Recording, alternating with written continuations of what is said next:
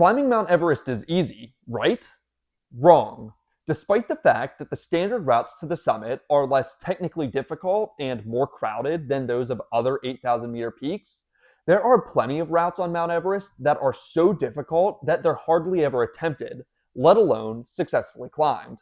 In fact, this face of Everest may never be climbed due to its extreme levels of danger and difficulty. Now, if you've ever seen a picture of Mount Everest, there's a pretty good chance that it was either the north face of the mountain or the southwest face. However, you've almost certainly never seen a picture of the massive east face of Mount Everest, also known as the Kangshung face. That's because it is by far the most remote and least explored face of the mountain, and for good reason. You see, due to its location on the Tibetan side of the border, the Kangshung face remained unknown to the outside world until the 1920s. However, in 1921, British mountaineers George Mallory and Guy Bullock became the first Westerners to observe and survey the Kangshung face. And their initial observations were not promising.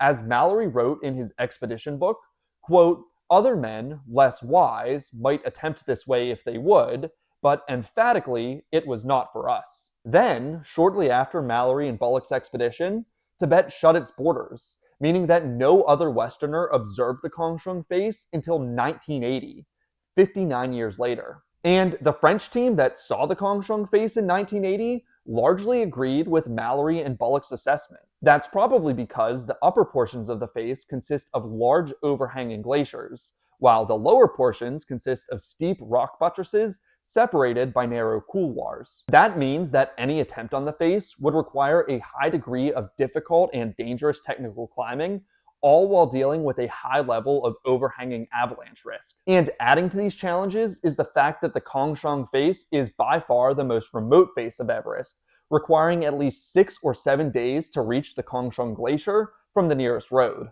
Put this all together, and it should come as no surprise that the east face of Mount Everest has only been successfully climbed a handful of times. And even those successful climbs only skirted the edges of the Kangshung face, meaning a direct descent of the east face remains one of the last unclimbed routes anywhere on Everest. And frankly, given the insane level of overhanging avalanche risk on the Kangshung face, there's a real chance that it will never be climbed. Comment below if you've heard of the Kangshung face, and let me know what you'd like to see tomorrow for day 26 of Mountain Month.